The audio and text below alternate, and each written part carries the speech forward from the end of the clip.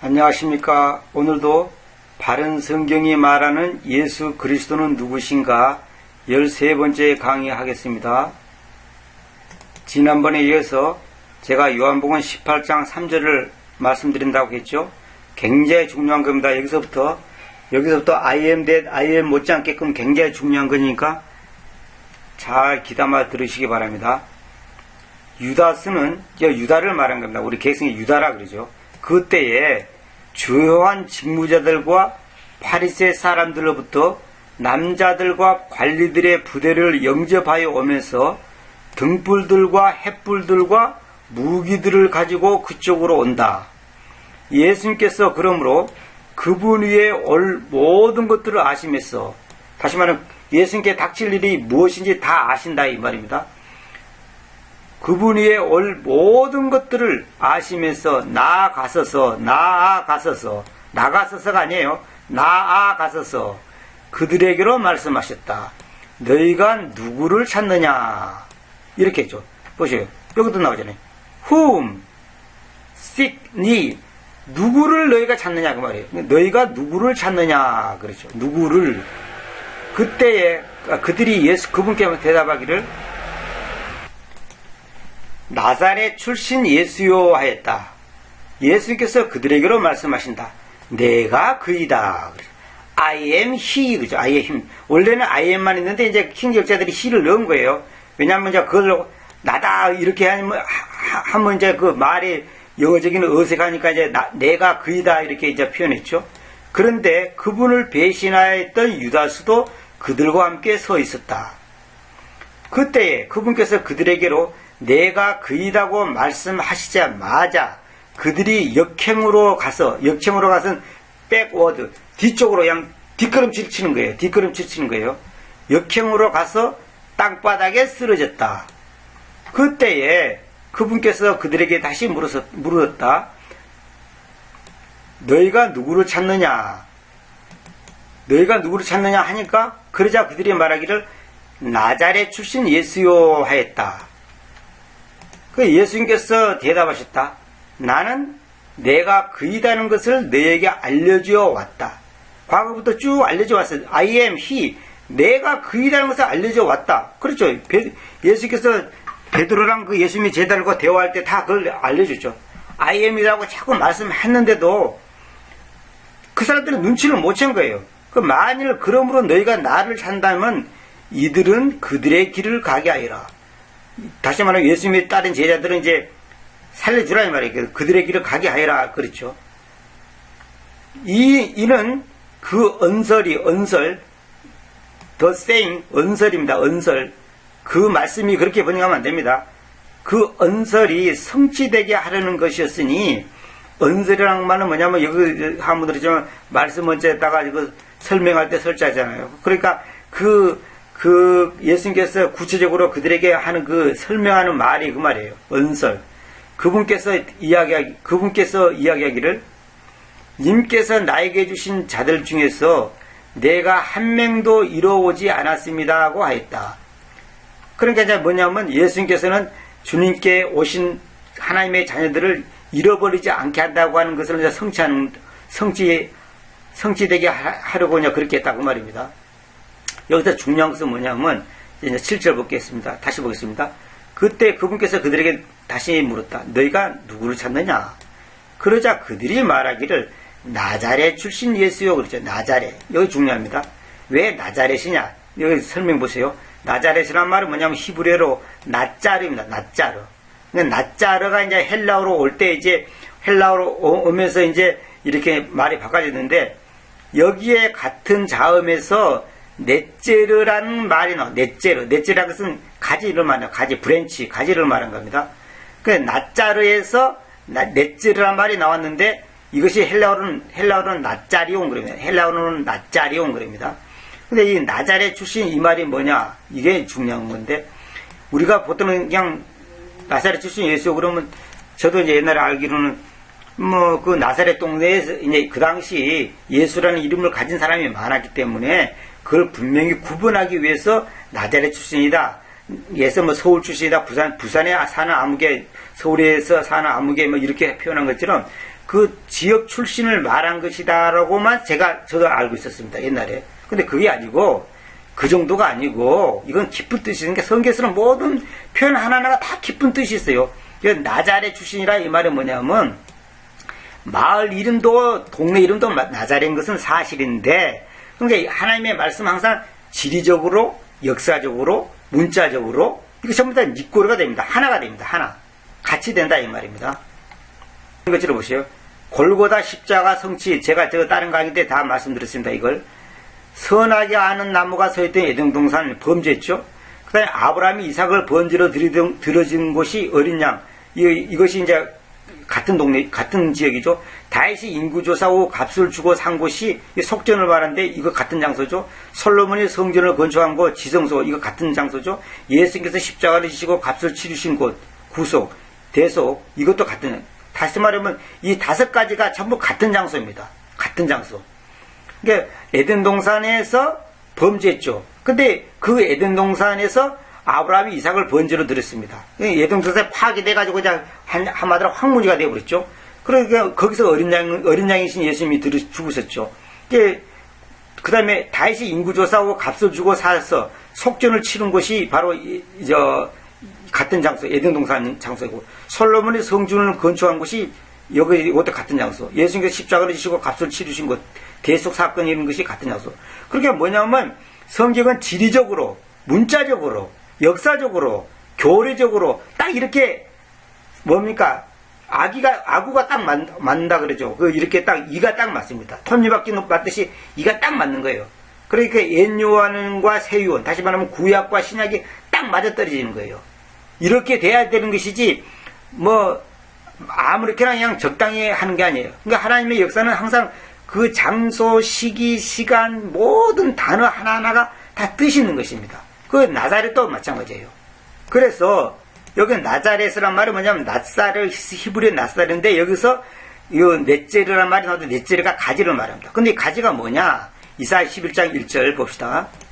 여기 보세요. 이사야 11장 1절 보면 그리고 예새의 우리 개성은 이새라 그랬죠.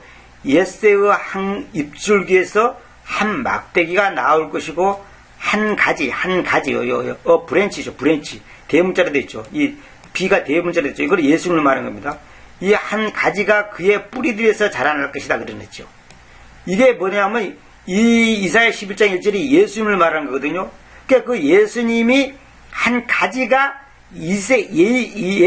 예새의 입줄기에서 한 막대기가 나와가지고 그 막대기에서 또 한 가지가 뻗었는데 그의 뿌리들에서 나온다 그랬죠. 이게 바로 뭐냐면 나자렛 출신 예수님을 지금 예수님이 앞으로 나자렛 출신으로서 예수님께서 사역을 하실 것이라는 것을 지금 말해주고 있는 겁니다.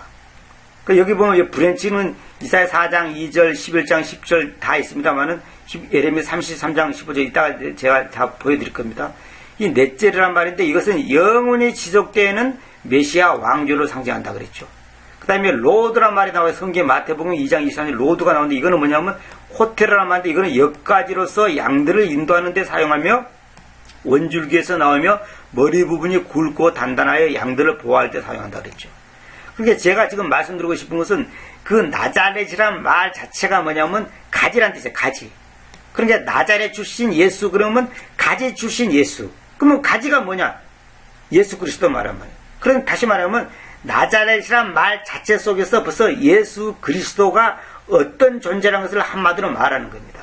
그래서 이사야 11장 1절하고 이제 여기서 말하는 요한복음 18장 여기 이제 7절에 있는 나자렛 출신 예수하고 이거 지금 딱 맞아떨린다 이 말입니다. 그러니까 그들이 말하기를 나자렛 출신 예수요 이 말 속에가 벌써 뭐냐면 이사야 11장 1절에서 말하는 그 가지를 말하는 겁니다. 그 가지가 누구예요? 예수를 말합니다. 그러니까 예수님이 나자렛에서 출세한 것을 이미 이사야 11장 1절에서 다 말씀하시는 거예요. 이 나자렛 출신이라고 하는 것을. 근데 이 나자렛은 뭐냐면 이것이 바로 이제 가지를 말한 건데 이거 한마디로 말해서 예수님 자신이 바로 하나님이라고 하는 것을 갖다가 간접적으로 지금 보여주고 있는 것입니다. 지리적으로, 역사적으로, 어문학적으로, 그러니까 말하자면 언어적으로, 그러니까 언어적으로도 같고, 지리적으로도 같고, 역사적으로도 같고, 예언적으로도 같고, 모든 것이 이게 통일이 돼, 모든 것이 매칭이 탁탁탁 맞아떨어지는 겁니다. 나사렛 출신 예수요. 이 말 속에 벌써 이건 뭐냐면 자기들 입으로 그러죠. 자기들 입으로. 너희가 누구를 찾느냐? 그러니까 그 사람들, 그 예수님을 잡으러 온 사람들이 자기들 입으로 나사렛 출신 예수요. 그러죠. 그건 뭐냐면 자기들이 잡으려고 하는 그 예수가 바로 이사야에서 말하고 예레미야에서 말하는 그 메시아라는 것을 자기들 입으로 말하는데 그 자기 조상들이 기다리던 그 메시아가 바로 자기 눈앞에 있는 예수인데 그걸 몰라보고 잡아 죽이려고 지금 잡으러 갔잖아요. 나사렛 출신 예수의 헤매서도 자기 입으로 말하면서도 모르는 거예요. 자기 입으로 말하면서도. 이게 바로 비극입니다. 인간의 무지, 인간의 어리석음. 이게 하나님께서 눈을 안 열어주면 금덩어리가 앞에 있어도 금인지 몰라요. 그래서 산삼 캐는 사람도 그러잖아요. 산삼이 바로 발등 앞에 있어도 못 본다지 않습니까? 그 사람들 표현대로 한다면 산신령이 눈을 열어줘야 된다 그러잖아요. 그 사람들 표현대로 한다면. 우리도 마찬가지예요. 우리도 하나님께서 눈을 안 열어주면 성경을 100번 봐도 예수님이 누군지를 모르는 거예요. 성경을 수십 번 받고 다 외운 사람도 예수님이 누군지를 모르는 거예요. 세상 사람도 그러잖아요. 세상 사람들도 좀 지식 있는 사람들은 성경 보는 사람 많습니다. 그러나 그 성경에서 말하는 예수가 누군지를 모르는 거예요. 오늘날 기독교인들도 수십 년 교회 다녀도 다른 지난 방송에서 내가 말씀드렸듯이 예수님이 바로 창조자라는 것을 모르는 거예요. 하나님은 창조자라는 것은 이해하는데 예수님이 창조자라는 것은 몰라요. 그 하나님이 바로 예수님인데 그걸 모르는 거예요. 그게 뭐냐면 교회에서 잘못 가르치는 것도 있지만 안 가르치는 것도 있지만은 그만큼 성경을 봤지만은 무지한 거예요. 그냥 대충 그냥 겉다리로 있는 거예요. 그래서 이 말 속에가 바로 나자렛 출신 예수의 이 말 속에 바로 이분이 바로 이사야에서 예레미야에서 말하는 그 가지, 다시 말하면 그 메시아라고 하는 것을 지금 말하고 있는 겁니다. 이 굉장히 중요한 겁니다. 나자렛 출신 예수요. 나자렛이 뭐냐면 가지란 말입니다. 이사야 11장 1절에서 말하는 가지, 한 가지. 자, 그 다음에 8절에 봅시다. 이건 이제 넘어가고 그 다음에 이사야 11장 1절에 보면 그래서 이사야 11장 1절에서 금방 내가 이제 그 이세, 이제 객성은 이세라 그랬죠. 이세가 아니라 예세입니다. 예세. 예세의 입줄기에서 한 막대기가 나올 것이고 한 가지가 그의 뿌리들에서 자라날 것이다 그랬죠. 이건 뭐냐면 이세의 후손에서 벌써 이제 요셉이 나왔잖아요. 그래서 이제 예수님이 그 인간의 족보상으로 그 줄기를 타고 예수님께서 오실 것이라는 것을 말하고 있는 거죠. 그다음 이사야 11장 10절에 봅시다. 그리고 저 날 안에 예세에게서 이세를 말한 겁니다. 예세에게서 한 뿌리가 있을 것인데 그 백성의 기란 말은 뭐냐 그 깃발 있잖아. 깃발. 그 엔사이란 말은 깃발을 말한 겁니다. 그 다음에 태극기 할 때 그 기를 말한 겁니다. 백성의 기용으로 설 것이니 그 뿌리에게 이방인들이 찾을 것이며 그 뿌리에게 to it 뭐냐면 그것에게 그 말은 그것이 뭐냐면 뿌리를 말한 겁니다. 그 뿌리에게 이방인들이 찾을 것이며 그분의 안식이 영광스러울 것이다. 여기서 이 뿌리도 뭡니까? 예수 그리스도를 말한 거죠. 그러니까 그 예수님에게 이방인들이 찾을 것이란 거죠. 그분의 안식이 영광스러울 것이다. 그분의 안식이 영광스러울 것이다. 영광스러울 것이다. 이게 굉장히 중요한 겁니다.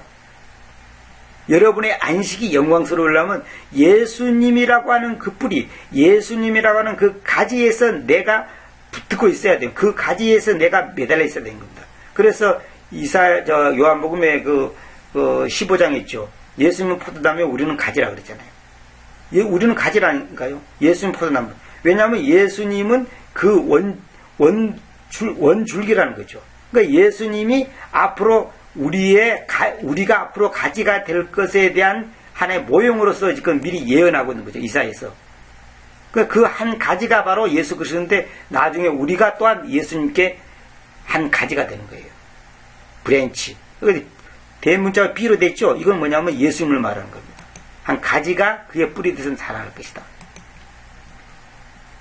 이게 중요합니다. 그러니까 이 하나의 말씀은 역사적으로, 문자적으로, 지리적으로 정확하게 탁탁탁 맞아떨어지는 겁니다. 이거 정확하게 번역을 해야지 이게 답이 나오는 겁니다. 그래서 마태복음 2장 23절에 그는 와서 나자렛이라고 불리는 도시에서 거주하였으니 이는 그분께서 나자렛 사람이라고 부를 것이라고 예언자들에 의해서 이야기된 것이 성취되게 하려는 것이었다. 그렇죠. 그렇죠. 당연히 그런 거죠. 당연히 그래야 되죠. 그러니까 이사야서나 예레미야에서나 하는 그 뿌리 혹은 가지가 전부 다 예수님을 말한 것을 성취시키기 위해서 마태복음의 이제 2장 23절에서 나자렛으로 불리는 도시에서 거주하였다. 왜 그러냐? 예언자들에 의해서 성취된 것이, 예언자들에게서 이야기된 것이 성취되게 하려는 것이다. 나자렛 사람이라고 부를 것이다. 나사렛 사람이라고. 그래서 성경에 보면 예수님 비우는 사람들이 나자렛에서 무슨 선한 것이 있겠느냐 이렇게 말하죠. 그러니까 나자렛에서 무슨 괜찮은 존재가 나오겠느냐 무시하는 거죠. 조롱하는 거죠. 그 당시 나자렛은 제가 이제 그 이스라엘에 갔다 오는 분들의 그 보고 또 이제 그 지리적인 것을 많이 공부하신 분들 얘기 들어보면 우리식으로 말하면 나자렛에 어느 정도 그 말하자면 그 발전이 안 되고 뭐랄까요 이제 그 좀 뒤처진 마을이냐면 우리식으로 말하자면 저 강원도 저 산골짜기 같은 거예요. 아주 외따고 뭡니까 그 아주 발전이 안 되고 좀 가난하고 좀 뭡니까 교육도 많이 받지 못한 그런 사람들이 사는 동네예요. 그러니까 그런 데서 무슨 대단한 인물이 나오겠냐 이 말이에요. 그 어떤 행정이 말한 것처럼 태평도에서 무슨 대단한 존재가 나오겠냐, 대단한 것이 나오겠냐. 태평도에 있는 지하방에서 무슨 대단한 진리가 있겠냐. 박사님한테서 나오지. 교수님한테서 나오지. 사람들이 수백 명 수천 명 모인 데서 나오지. 어떻게 반지하방에서 대단한 교리가 나오고 대단한 진리가 나오겠냐. 무시할 수밖에 없다 이 말입니다. 인간은 다 그래. 눈에 보이는 걸로 판단하니까. 여기 보면 나자렛이란 말이 나왔는데 나자렛은 히브리어 나자렛인데 여기에 같은 장면에서 넷즈르라는 말이 나왔다 이렇게 했죠. 근데 사복음 중에서는 유대인들을 대상으로 하는 마태복음에만 나온다 이랬죠. 유대인들을 대상으로 하는 마태복음에 나온다. 이 말은 무슨 말이냐면 여기 저 나자렛 말고 나자렛 사람이죠. 나자렛 사람이라는 표현은 여기밖에 없다 그 말입니다. 오해하면 안 되면 요한복음에도 나자렛이 있는데 나자렛이란 동네하고 나자렛 사람이라는 표현은 여기밖에 없다 이 말입니다. 그 다음에 계시록 22장 16절 나 예수는 교회들 안에서 이러한 것들을 너희에게로 간증하려고 나의 천사를 보내왔다. 나는 다윗의 뿌리고 소생이며 선명한 아침별이다 그랬죠. 다윗의 뿌리. 그러니까 예수님이 바로 근본이고 그분이 뿌리고 그분이 가지고 그분이 생명이고 그분이 근원이고 그걸 말한 겁니다. 다윗의 뿌리고 소생이며 뿌리고 또 소생이다는 거죠. 이거 참 재밌는 말이죠. 그 다음에 선명한 아침별이다. 예수님이 어떤 존재라는 것을 지금 보여주고 있습니다. 이사야 53장 1절 누가 우리의 보고를 믿어왔느냐 그리고 누구에게 주님의 팔이 계시되어 있느냐. 왜냐하면 그분께서는 연한 식물처럼 또 건조한 땅바닥에서 나오는 뿌리처럼 그분 여기다 주님이라고 내가 이태리처럼 넣었는데 그분 앞에서 자라날 것이요. 여기 그분은 주님을 말한 겁니다. 그분께서는 형체나 걸맞음도 가지고 계시지 않기 때문이니 그래서 우리가 그분을 볼 때 우리가 그분을 갈망해야 하는 아무 아름다움도 없다. 이건 무슨 말이냐면 우리 개성계는 이제 뭐 흠말 많은 거 없고 뭐 어여쁜 것도 없다 뭐 이런 식으로 표현이 되는데 형체나 걸맞음도 가지고 있지 않다. 이 말은 뭐냐면 아주 그냥 멋지고 그냥 뭐니까 그냥 아주 그냥 참 누가 봐도 참 풍채가 좋고 참 멋지게 생겼다 이런 것이 없다는 거예요. 그분은 외모상으로 아무 내놓을 게 없대. 키도 작고 얼굴도 못생겼고 얼굴도 새카맣고 촌태가 드글드글하고 아주 꾸정물에 질질하는 그런 존재로 보인단 말입니다. 우리가 그분을 볼 때 우리가 그분을 갈망해야 하는 아무 아름다움도 없다. We should desire him. 우리가 그분을 갈망해야 하는 아무 no beauty 아무 아름다움도 없다는 거예요. 그러니까 다시 말하면 야, 저 사람 멋있다. 악수라도 한번 해봤으면 좋겠다. 아, 저런 사람이 우리의 왕이 되시면 좋겠다. 우리의 지도자가 됐으면 좋겠다. 그런 것을 기대할 만한 아무것도 없다는 거예요. 예수님은 외형적으로 봤을 때 그걸 아셔야 됩니다. 사람들이 뭐냐면 사람들이 많이 모인 곳에 뭔가 진리가 있고 대단한 것이 있고 위대한 것이 있는 줄 압니다. 그래서 교인들이 10,000명, 20,000명, 100,000명 모이는 교회는 아주 위대하게 보이고 거기 지도자는 대단한 존재로 보이지 않습니까? 그러나 하나님은 그렇게 하고 판단하지 않습니다. 그분께서는, 예수님께서는 형체나 걸맞음도 가지고 계시지 않기 때문에, 그래서 우리가 그분을 볼 때 우리가 그분을 갈망해야 하는 아무 아름다움도 없다. 이거 지금 개성경과 비교하면 전부 오역입니다. 제가 너무 복잡해서 제가 올리지 않아서 그렇지 전부 오역입니다. 그 다음에 자 보세요. 또 정말 중요한 거 나옵니다. 이사야 4장 2절 저 날 안에 그날에 이렇게 번역하면 안 됩니다. 그날에 그 당시에 이런 식으로 번역하면 안 됩니다. 그대로 해야 됩니다. 저 날 안에 잘 보세요. 이거 정말 중요합니다. 그 주님이라는 그 가지가 아름답고 영광스러울 것이며 그 땅의 열매는 이스라엘에게서 모면되어 있는 자들을 위해서 탁월하고 걸맞을 것이다 그러죠. 저 날 안에. 저 날이 어떤 날이에요? 예수님께서 재림하신 날을 말한 겁니다. 그때 예수님께서는 탁월하고 걸맞지 예수님께서 초림하실 때의 그 모습은 초라하고 보잘것없는 겁니다. 이사야 53장 1절은 너무나 초라한 예수님을 소개하고 있죠. 그러나 이사야 4장 2절은 정반대의 지금 모습을 말하고 있잖아요. 근데 여기서 중요한 것은 뭐냐면 여기서 the branch of the Lord 있죠. 이 부분이 진짜 개성기로 뭐냐면 여호와의 싹이라 돼 있어요. 이거 완전 잘못된 겁니다. 그 다음에 킹정은 주의 가지 전부 이렇게 해놨죠. 이건 잘못된 겁니다. 그 NIV가 정확하게 해놨어. 오히려 the branch of the Lord 이 말은 뭐냐면 주님의 가지가 아니고 그 주님이라는 그 가지 이렇게 됩니다. 그러니까 다시 말하면 the branch하고 the Lord 이 주님하고는 여기 어부는 소유격이 아니라 동격을 말하는 겁니다. 주님이라는 그 가지입니다. 그래서 제가 말씀드렸죠. 이사야 11장 1절에 이 가지가 예수님이라고 말했죠. 이걸 딱 증명하잖아요. 이게 여기서 이사야 4장 2절에서 증명하잖아요. 그 주님이라는 그 가지 이렇게 해야지 주님의 가지가 아닙니다. 그러니까 그 가지 니꼬르 그 주님이다 말입니다. 그걸 아셔야 됩니다. 그래서 이사야 11장 1절을 증명하는 것이 이사야 4장 2절.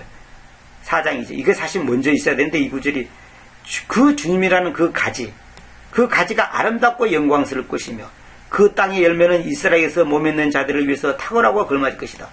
이스라엘에서 모면되어 있는 자다 이 말이 뭐냐? 거기서 구원받은 사람들을 말한 거죠. 그 땅의 열매는 보시오. 그러니까 이건 뭐냐면 한마디로 말해서 예수님께서 나중에 이제 죄와 사망을 이기시고 승리하시고 다시 오실 그때 그분이 얼마나 놀라운 분이라는 것을 말해주고 있는 것이죠. 근데 실제로 이스라엘 백성들한테 예수님께서 초림 때 나타난 모습은 이사야 53장 1절에 있는 것처럼 얼마나 초라하고 53장 2절 있죠. 얼마나 초라하고 참 보잘것없는 모습입니까? 그분이 형체나 걸머리도 가지고 왔대. 형체가 없다 이 말은 무슨 말이냐면 우리식으로 풍채 이렇게 나타나는 뭔가 그냥 보여줄 만한 것이 없다 그 말이에요. 지금 요걸 또 오해하면 안 돼. 그분은 또 무슨 영체냐 이렇게 생각하면 안 됩니다. 형체나 걸맞음도 없다는 말은 뭐냐면 우리식으로 말하자면 내 눈을 말하는 그 외형적인 모습이 좀 키도 크고 좀 어깨도 떡 벌어지고 말이지 근육질이고 말이지 이런 게 없다 이 말이에요. 아무것도 없는 거예요. 초라하게 짝이 없는 거죠. 우리가 그분을 볼 때 우리가 그분을 갈망해야 하는 아무 아름다움도 없다. 야, 저 사람 정말 멋있다. 나도 저 사람처럼 됐으면 좋겠다. 그렇게 부러워할 만한 것이 아무것도 없는 거예요. 아무것도 없는 거예요. 한마디로 인간적으로 내세울 것이 아무것도 없다 이 말입니다. 내세울 거예요. 그러니까 예수님이 내가 메시아다, 내가 그리스도다, 내가 그 그리스도다, 내가 하나님의 아들이라고 그러니까 미친놈이라고 다 때려 죽이려고 지금 잡아들인 거 아닙니까? 그래서 여기서 중요한 것은 주님의 가지가 아니라 주님이라는 그 가지다. 이렇게 꼭 번역해야 한다는 걸 명심하시기 바랍니다. 또 보세요. 예레미야 23장 5절에는 눈여겨보라 그날들이 온다. 주님께서 말씀하신다. 내가 의로운 가지를 다윗에게로 일으키겠으니 왕이 통치하여 형통할 것이고 지구에서 심판과 공정을 집행할 것이다. 이게 뭡니까? 그날들이 온다. 예수께서 심판하신다는 날이 온다고 말합니까? 의로운 가지를 다윗에게로 일으키겠다 이 말입니다. 왕이 통치하여 형통할 것이고 지구에서 심판과 공정을 집행할 것이다. 이거는 예수님께서 재림하셔가지고 이제 천년왕국 때 있을 것을 지금 말씀하고 있는 겁니다. 예레미야 23장 6절 보겠습니다. 그분의 날들 안에 유다는 구원받을 것이고 이스라엘은 안전하게 거주할 것이며 그분께서 불리울 그분의 이름은 이것이니 그 주님 우리의 의로움이시다. 그 주님 우리의 의로. 그러니까 주님의 이름이 뭐냐면 그 주님인데 그것이 또 우리의 의로움. 그러니까 주님의 이름 중에 하나가 또 우리의 의로움이에요. I am이 나는 나다. 그 나다가 저 하나님의 아들, 다시 말하면 예수님을 말하는 것처럼 주님의 이름도 또 우리의 의로움이에요. 이름이. 이게 놀라운 얘기죠. 이거 전부 다 앞으로 주님께서 재림하실 때 이제 있을 일을 지금 미리 예언하신 것입니다. 예레미야 33장 15절부터는 다음 시간에서 계속하도록 하겠습니다. 시간이 많이 갔기 때문에 계속 이 구절을 제가 여러분 앞에 소개해 드리도록 하겠습니다. 감사합니다.